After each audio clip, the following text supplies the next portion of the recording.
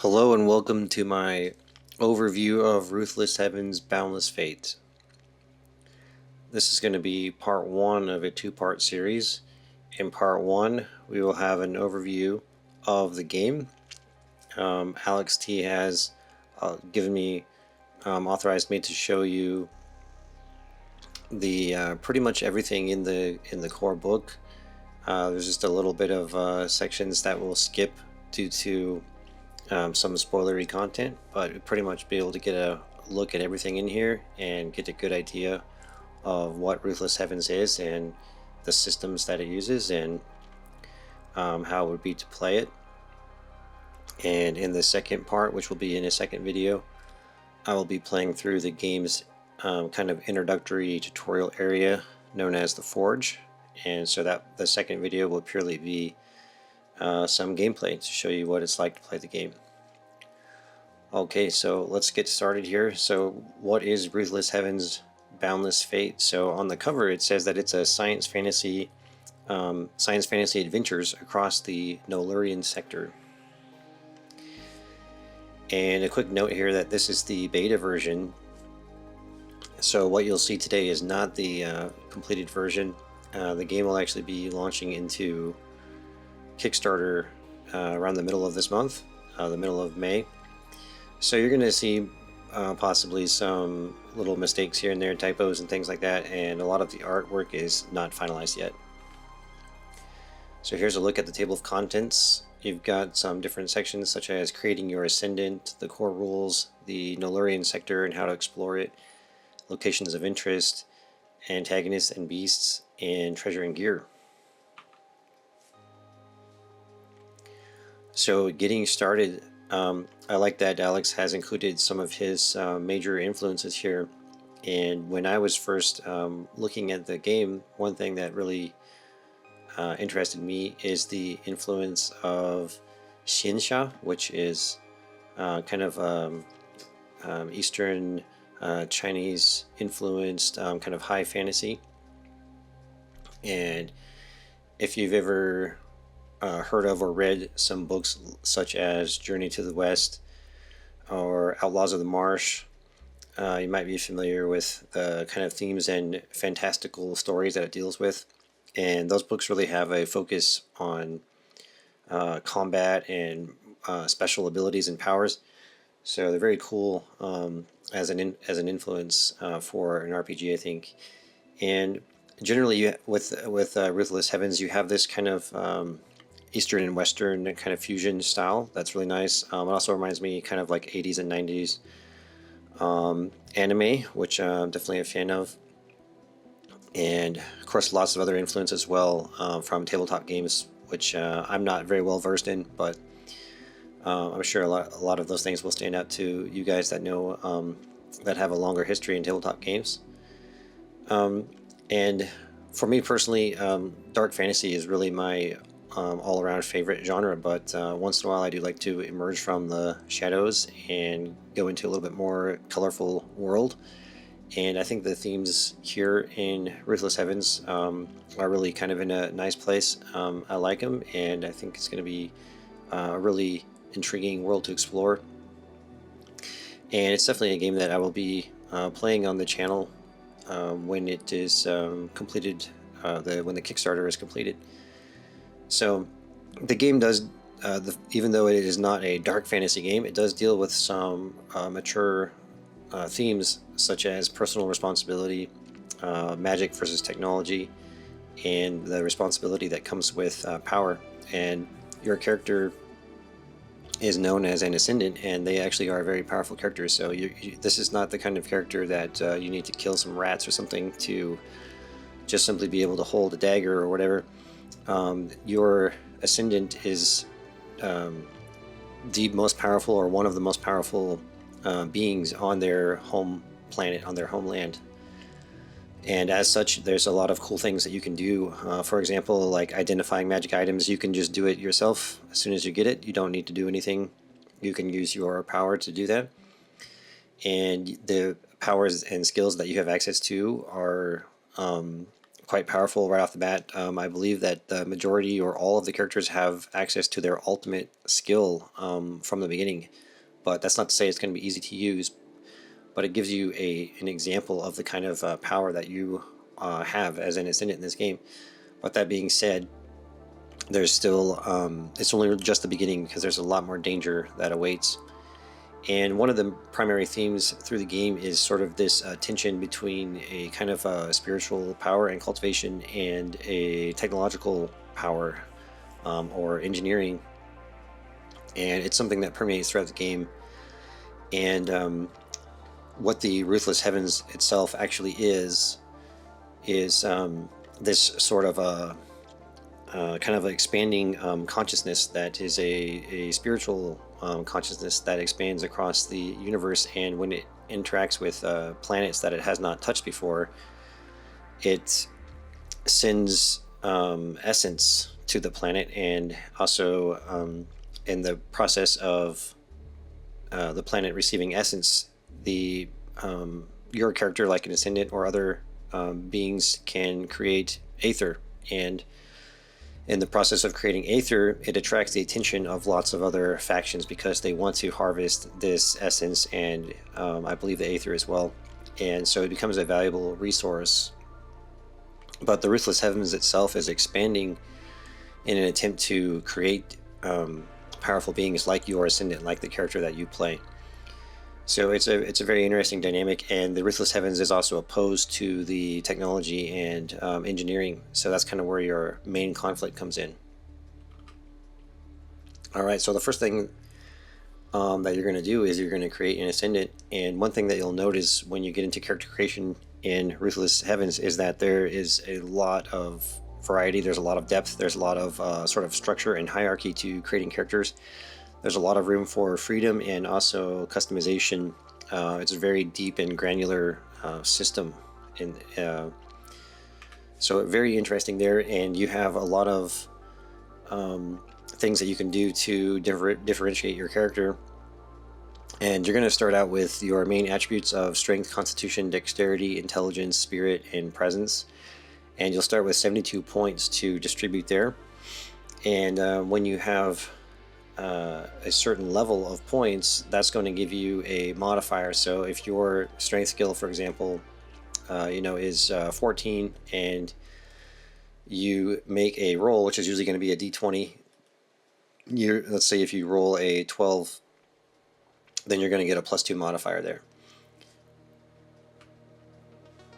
And then your primary attributes will kind of diffuse into these secondary attributes, such as the hit points, defense rating, initiative, aura, and luck.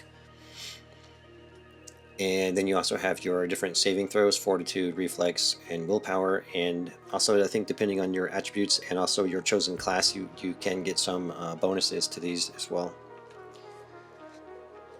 And then you have your domains, which these are really similar to what I would consider to be like specializations. These are going to be specializations to use certain kinds of skills and equipment, such as like martial weapons or heavy armor, or plants, different elements. And so the more of these that you have, kind of the more you're going to be able to have access to lots of different items and things like that. And I believe that the game gives you enough freedom that you can learn all or most of these as you progress, although I'm sure it will take a while to learn all of them. And so when you start the game, you can actually get a bonus attribute point if you randomly roll on some of the tables. So when I created my character, which I will show you at the end of the overview here, I rolled a random roll here, and I got a human, and I was able to get 1 bonus attribute point there. And so these are the Solarians, which also are the humans, and you have some nice description here, and some nice artwork as well to go along with the different races: the Veskians, the Hiveborn, the Lyri, and the Talonsong.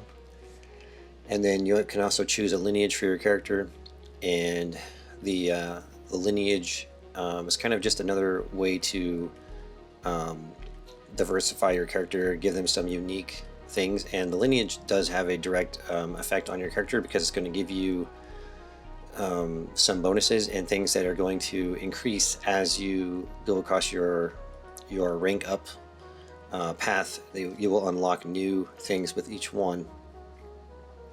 And so you've got like primordial, lineage, abyssal, umbral, draconic, celestial, martial, mind, swift.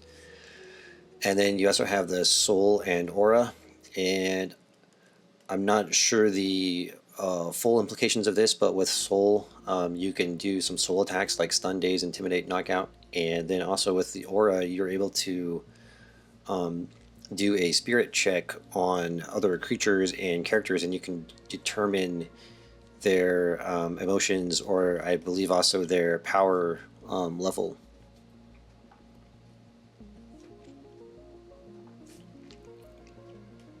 All right, and then you have your classes. So these are kind of like your traditional character classes. So these are going to provide you with a lot of detail about what they are and kind of how they will influence your character. You're going to get bonuses to different stats, attributes, access to different domains. You're going to get different skills, all these things that you're going to start with when you choose your class. And one very cool thing here is that as you rank up, you actually change your appearance based on your class. So some pretty cool detail there. So you have like Beastmaster, Ecosian, Thaumaturge, Life Warden, Plague Shaman, Shadewalker, Sharpshooter, Vanguard of Ios, and the Zenith Guard. And then you also have your background, and there's a lot of detail here that you can choose with your background. You've got several different tables here, and each one has a different aspect of your background. And then onto the skills, which I think are very cool. There's a lot of skills in the game, and it's very cool the way that the skills actually are kind of embodied in your character, is that you actually have a living ink that is invisible to the eye, and this ink sort of fits into slots on your character, and each one of these slots represents a skill. So you have a slot on your head, and you have 4 on your arms, you have 1 on your legs, and you have 3 on your torso. And so that's going to limit you to 9 active skills at any time, but you can learn and forget skills as you go along. But I thought that was a very cool system there. And then your skills can be common, rare, or epic. You can find skill shards in the world to learn new skills, and if you find an epic skill, it's going to allow you to upgrade it more than if you had a common skill. So it's also a very interesting kind of a structure there with your skills that you find. And here is a list of all your skills here, and you've got a nice descriptions here for all the skills and how they work. And some of the skills are very expansive. Some of the skills give you access to like whole subsystems of different things, such as alchemy and a lot of different powers here. Some of these are ultimate skills, and you'll see that these have many different variations as you go through your level ups. So yeah, many different skills here. Living Zephyr, narrow evasion. Some of these skills are not just for attacking, but they're also for your movement, refresh, shadow mantle, shockwave, summon fire elemental. And so really you just have a whole bunch of different skills here. And I believe that the system gives you the freedom to learn many different skills as you go along. You don't have to be just limited by your class. And here's some more details about the character progression and your soul level. And then here we are into the core rules, and it's going to give you an example of how each of the main attributes are used in different situations, and then also how you determine your target number, which is kind of going to show you, what number you need to go for. So if you're doing this particular strength check to open this door, your target number might be, 15. So you're going to have to get, 15 or higher if you want to succeed in that check. And those are going to depend on things such as your level and other modifiers, and you can have advantage and disadvantage. And you can also have, critical failures and successes, and you can randomize your difficulty or change the difficulty. And here we have descriptions of combat, and there's kind of a nice step-by-step little guide here. So the first thing is you're going to determine surprise. You're going to establish your position. So the combat in Ruthless Heavens is, I think, like on a grid, and so you do have positions. Although I think the grid combat is optional, you could also play it in the theater of the mind. And then you're going to roll for initiative, and then you're going to take turns according to your initiative rolls. and then repeat for your next round. And also a note on the damage. The damage is dealt directly. You roll your dice value, and then you add any bonuses or anything like that, and then that damage is dealt directly to the character there. And then you have your damage types and resistances, and then you have your critical hits. And the critical hit system is very, very, very interesting, and actually looks like a lot of fun. I'm really looking forward to trying it. So, for example, you know, you did a bludgeoning critical hit. You're going to roll on a D12. So you have all these different options of what can actually happen on a critical hit. So let's say that you get you roll a 2 and you get the low blow. So, ouch! You hit him with a low blow, and so the target is sickened. A level 2 sickening until they are healed because of the low blow. But then let's say the next time you roll an 11, that's going to be a crushing blow, so they're going to get triple damage instead of double. So this is very cool, and you have different critical hits for all these different skills and different kinds of damage. So that literally looks like a lot of fun there. Very cool critical hits for force and lightning and necrotic and piercing, poison, psychic, radiant, slashing, void, and then you also have your fumbles here. And also this inspiration table is also very cool. So for example, if you roll a 12 on any of the critical hits, it's going to inspire you to roll an inspiration table. So then you could say roll you know, an 18, and then you're going to get D20 essence. So even critical hits can even cause you to actually increase the power of your character. So very cool system there. And then you have your rules for your armor, and then you've got different morale rules that come into play, especially with different kinds of creatures, humans and beasts, and in combat with multiple characters.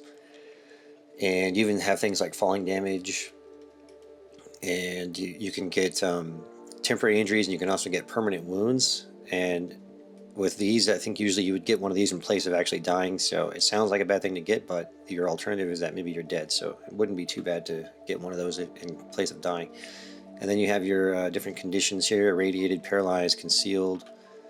And there's also a radiation sickness system where you can accumulate rads, and over time they can cause a lot of trouble to you. And then you have this cool thing which is called the Aether Backlash. And so if you roll a 1 when you're making your skill check, you're going to suffer Aether Backlash, and so you're going to need to roll on this table here. So let's say that you rolled a 5, that would be a minor backlash, and then you're going to come over here and roll on this minor backlash table. So let's say you got the warping aura.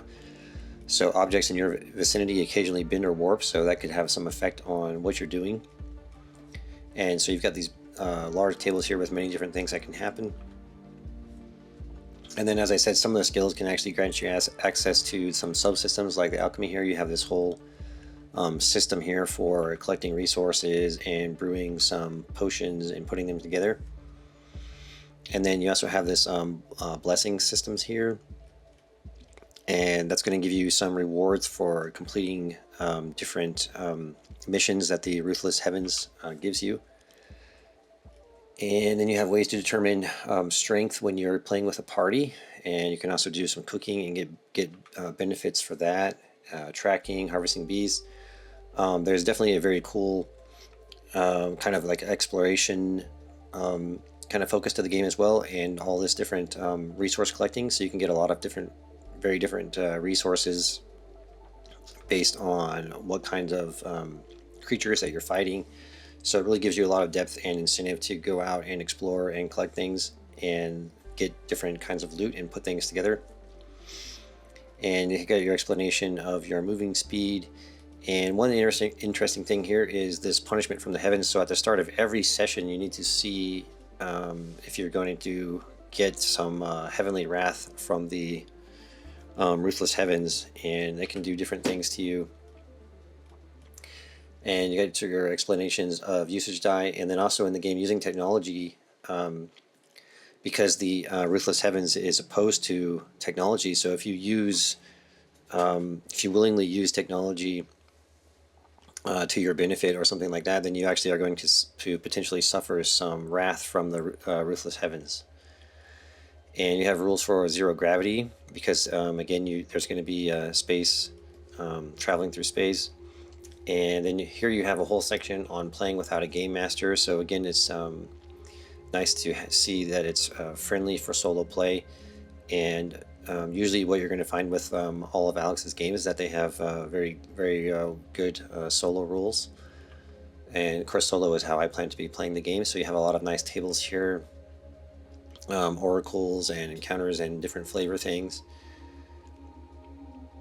ways to determine your NPCs, and lots of descriptions there. Okay, so then how to explore the Nilurian sector. You've got a lot of nice explanation of the world here, and finding out where you want to explore, how you can explore, and kind of the layout of the Nilurian sector. So your character starts on the rim, so you're kind of on the edge, and you're on a planet that has just newly been sort of assimilated by the Ruthless Heavens. And then you have all these different factions. You have the Clan Jakarian, House Aklaya, the Stellar Collective, the Archivists, the Engineers, the Guild, and then Euros is kind of the sort of capital of the Nilurian sector. So a large city. And one thing that's really cool is these teleport tokens. They're basically, you get this token and it's going to allow you access to a certain area, and it's really very interesting mechanic that you can have these different locations that you could probably never find on your own, but if you find the token, then you're going to have access to those locations. So that's really very clever system there. And then you have your rules for hex crawling. Exploration is definitely very important in the game. There's a lot of different tables to give you some variety here. Random people, encounters, points of interest, and a lot of tables in detail here. You can do random mission generation. Very cool. I've looked at all these in detail, and there's going to be a lot of things that you can do. So all of that looks very fun. Sector events, one very cool thing about the gameplay loop is that, so you go out, and you do some exploration, you complete a mission, you come back to your home base, and when you come back to the home base, it isn't simply just sitting around and resting and doing nothing. You've definitely got other things going on. You have events that can happen in your sector, you have events that can happen on your home planet, and also you get to build your capital. So there's another layer to the game here where you also need to defend your capital and decide sort of how you're going to govern things, or if you're really going to be hands-on or not. Maybe your Ascendant is more of a loner, and then you're going to have different events that can happen in the capital, and you're going to choose what kinds of structures and things that you want to build. And I would say generally I'm not too easily impressed with base building systems in computer games and video games that I play, but I have looked through this in depth, and I think that it's actually going to be a really nice part of the gameplay loop. And depending on how you want to, how far you want to take it, it could really lead to some very interesting things with the game. So looking pretty good there. The locations of interest. So this is an area that I'm not going to spoil too much, because there's a lot of real detail about like very specific missions and things like that. But let me just tell you that this section is packed with a lot of information. There's even special enemies and all kinds of things in here, a lot of different stuff in here. But you can see that these are kind of broken into trials, hunting grounds, and divine decrees. So those are sort of your kind of basic mission structures there. We'll move on to the antagonists and beasts. So this section has some information about how the different elements and different traits of beasts work, different sizes and speed, and then you have many different kinds of beasts here. And as I said, there's also many beasts in the locations of interest area as well. So you've actually got probably 3 times or maybe 4 times more than this number of beasts here. So I'm not sure if maybe more beasts would need to be added, but like I said, there is a lot more beasts inside of the locations of interest section, but I'm just skipping over that for now. Okay, then you have your treasures and gear. So you have a lot of your kind of standard things, but you've also got some different traits for your weapons, and you also have some exotic weapons which are quite interesting, and you've got ranged weapons and kind of your standard armor and things there. And then you have Valor Marks, which are a currency that you can use, and it allows you to get some really nice things, such as like a wondrous item or blessings. So these are all really nice. And then you have natural treasures as well, which are also somewhat rare, I think. And those are going to give you access to some really nice special items and resources. And then you have your different wondrous items and all their descriptions. And one of the coolest things is the living weapons. This is something that I'm really excited to explore. So you can give your weapon a personality, and it's going to determine a lot of things about how your weapon works. And then they also have these weapon traits, all of which are very cool.